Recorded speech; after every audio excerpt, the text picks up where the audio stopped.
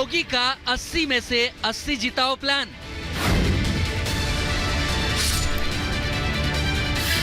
Cabinet विस्तार से किसे मिलेगा इनाम?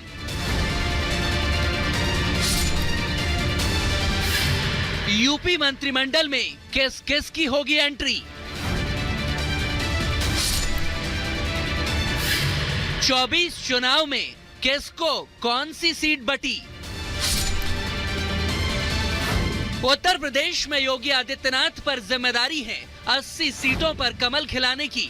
राम लहर में इस बार पूरा यूपी क्लीन स्वीप करने के लिए बीजेपी एड़ी चोटी का जोर लगा रही है और इस कवायद में सबसे आगे हैं सूबे के मुखिया योगी आदित्यनाथ, जो पीएम मोदी की गारंटी को पूरा कर इस बार यूपी की सभी सीटें जिताने में जुटे हुए हैं। उसके लिए हर तरह से योगी ने किलेबंदी कर दी है। योगी का पहला काम है अपने मंत्रिमंडल का विस्तार कर उसमें हर वर्ग और हर साथी दल को मौका देना ताकि कोई भी असंतुष्ट ना हो। बीजेपी और आरएसएस के संगठन को मजबूत कर अपने कार्यकर्ताओं को जीत का मंत्र देना। मोदी सरकार के साथ ही योगी सरकार की योजनाओं के लाभार्थियों की संख्या बढ़ाना। जनता से जुड़े मुद्दों पर चुनाव में पूरा फोकस रहने वाला है। योगी अपने 7 साल के कामकाज का रिपोर्ट कार्ड भी जनता के सामने पेश कर सकते हैं और श्री राम मंदिर के साथ ही कानून व्यवस्था का भी योगी सरकार को और बीजेपी को पूरा फायदा मिलेगा। इन तमाम मुद्दों के अलावा भी योगी सरकार को भरोसा है कि जैसी सफलता साल 2022 के विधानसभा चुनाव में उन्हें मिली थी, वैसी ही 2024 के लोकसभा चुनाव में भी वो दोहराएंगे और उन्हें विजयश्री का आशीर्वाद मिलेगा। लेकिन मौजूदा वक्त में योगी का फोकस है मंत्रिमंडल में अपने तमाम साथियों को शामिल करने के साथ ही फेरबदल के जरिए दूसरे नेताओं को मौका देना और एनडीए की उन पार्टियों को भी कैबिनेट में जगह देना जो चुनाव के बाद उनके साथ आई है। योगी इसीलिए अचानक लखनऊ में राज्यपाल आनंदीबेन पटेल से मिलने पहुंच गए। राज्यपाल महोदया से मुख्यमंत्री योगी आदित्यनाथ ने मुलाकात की है। ये देखिए, योगी आदित्यनाथ निकल रहे हैं यहाँ से राजभवन से और जिस तरह से मंत्रिमंडल विस्तार की जो चर्चा चल रही है, जो अचानक मुख्यमंत्री जब दिल्ली से लौटे हैं तो आज ये राजभवन पहुँचे हैं और राज्यपाल महोदया से मिले हैं। जिस तरह से अटकलें लगाई जा रही हैं कि सभी समीकरणों पर भारतीय जनता पार्टी काम कर रही है, लोकसभा में सभी 80 की 80 लोकसभा सीट जीतने पर काम कर रही है। मंत्रिमंडल विस्तार की अटकलों के बीच मुख्यमंत्री योगी आदित्यनाथ का अचानक राजभवन जाना यह इशारे कर रहा है कि जल्द ही कोई बड़ी खबर आ सकती है। चर्चा है कि अगर विस्तार होना है तो मुख्यमंत्री अपने मंत्रियों की सूची राज्यपाल आनंदीबेन पटेल के पास चर्चा के लिए ही लेकर गए थे। अटकलें तो ये भी हैं कि किसी भी वक्त योगी अपनी नई टीम का ऐलान कर सकते हैं, मगर विपक्ष को इससे परेशानी होने लगी है। तभी तो समाजवादी पार्टी इसे फेल प्लान बताकर अपनी सियासत चमकाने में लगी है। उत्तर प्रदेश में जो जनता है वो बेरोजगारी, महंगाई, किसान मजदूर जैसे मुद्दे पर सवाल पूछ रही है। उत्तर प्रदेश में एक भी परीक्षा बिना पेपर लीक हुए संभव नहीं हो रही, इस पे सवाल पूछ रही है। और भारतीय जनता पार्टी की सरकार वो मंत्रिमंडल का विस्तार करके लोकसभा के प्रत्याशियों के चेहरे बदल के जनता का ध्यान वो मुख्य मुद्दों से हटाना चाहती है। लेकिन जनता वो बदलाव चाहती है, वो भारतीय जनता पार्टी को हटाना चाहती है। अखिलेश पीडीए के दम पर योगी को चैलेंज करने में जुटे हैं, लेकिन राम लहर में 24 में तो योगी के खिलाफ खड़ा हो पाना मुश्किल नजर आता है, क्योंकि योगी अपनी टीम के साथ हर एक कदम को सियासी पिच पर फूंक फूंक कर रख रहे हैं, तभी तो नाराजगी ना हो और कोई छूट भी ना जाए। इसीलिए मंत्रिमंडल विस्तार से पहले लंबा चौड़ा मंथन हो रहा है। लेकिन सूत्रों के मुताबिक खबर यह है कि इतना तो तय हो चुका है कि योगी मंत्रिमंडल में जल्द ही फेरबदल होने वाला है। मंत्रिमंडल में फिलहाल 8 मंत्रियों की जगह खाली है। ऐसे में 5 से 6 विधायकों को फिलहाल मंत्री बनाया जा सकता है। बीजेपी के 2 से 3 नए चेहरे भी योगी की नई टीम में शामिल हो सकते हैं। सुभाषपा के चीफ ओपी राजभर भी मंत्री बनाए जा सकते हैं, तो दारा सिंह चौहान के भी मंत्री बनने की खबरें हैं।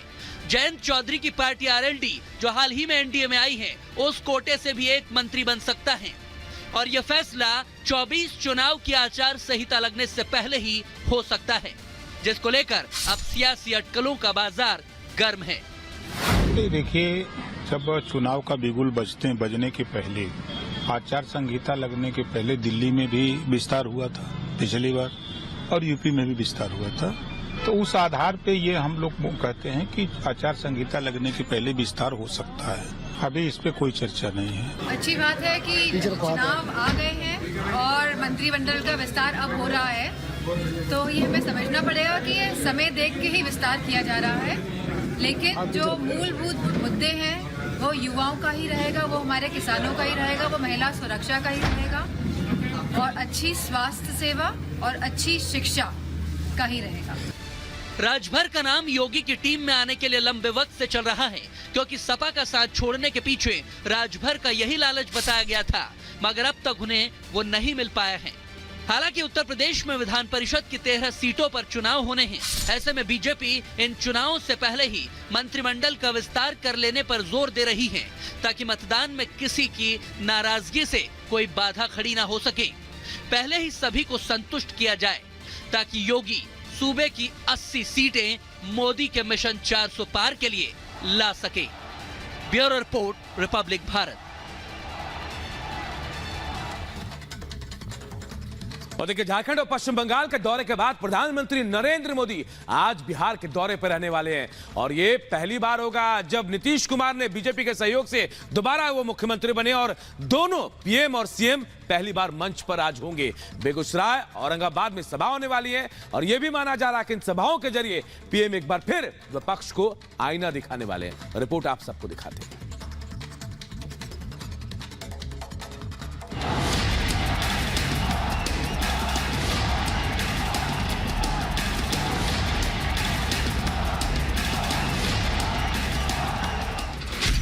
तूफानी दौरा, ताबड़तोड़ प्रचार।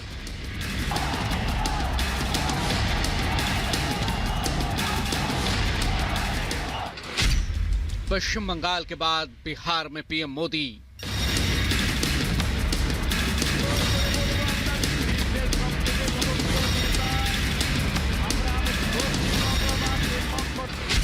मेगा सौगात, विपक्ष पर प्रहार।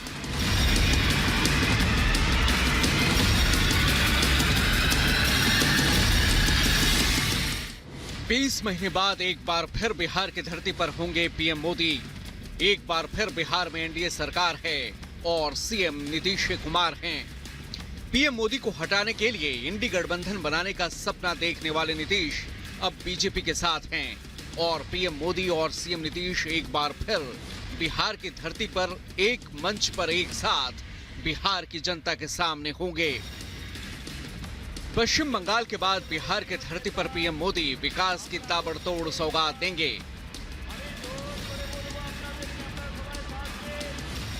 पीएम मोदी आज दोपहर 2:30 बजे औरंगाबाद पहुंचेंगे। औरंगाबाद में पीएम 21,400 करोड़ की मेगा सौगात देंगे। शाम 5 बजे बेगूसराय में पीएम की सार्वजनिक सभा है। बेगूसराय में पीएम 13,400 करोड़ से ज्यादा की सौगात बिहार को देंगे। इसके अलावा गंगा नदी पर बनने वाले 6 लेन पुल की आधारशिला भी रखेंगे। पटना में यूनिटी मॉल का शिलान्यास करेंगे। 6 नई ट्रेनों को हरी झंडी भी दिखाएंगे।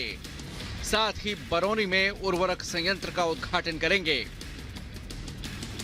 जाहिर है पीएम मोदी के ताबड़तोड़ दौरे से बीजेपी कार्यकर्ताओं में जोश की लहर है, तो वहीं विपक्ष हलकान है।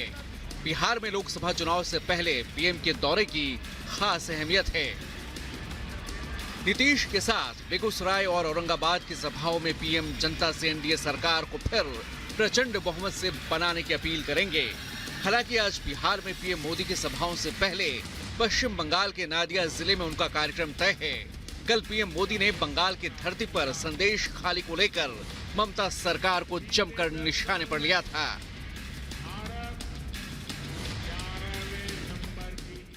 माँ, माटी, मानुष, ये इसके ढोल पिटने वाली टीएमसी ने संदेश खाली की बहनों के साथ जो किया है वो देखकर पूरा देश दुखी है। राजा राममोहन राय, उनकी आत्मा आज रोती होगी। पीएम मोदी ने बंगाल की धरती से संदेश खाली की जनता से चोट का जवाब वोट से देने की अपील की थी। टीएमसी का ये अपराधी नेता करीब करीब 2 महीने तक फरार रहा।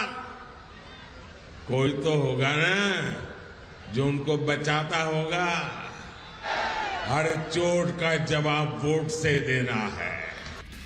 बंगाल में जहां पीएम मोदी ममता सरकार पर बरसे, तो वहीं इंडी गठबंधन पर भी उन्होंने तीखा प्रहार किया था। इंडी गठबंधन के बड़े बड़े नेता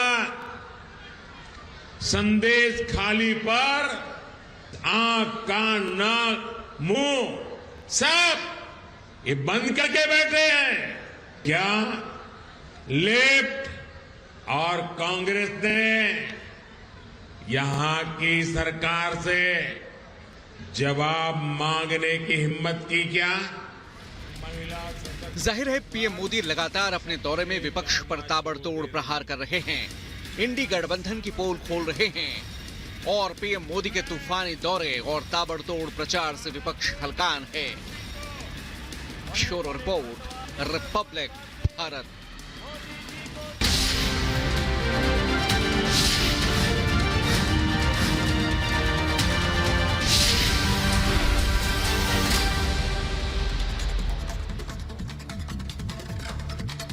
और अब बात करते हैं भारतीय नौसेना की, क्योंकि समंदर में भारतीय नौसेना की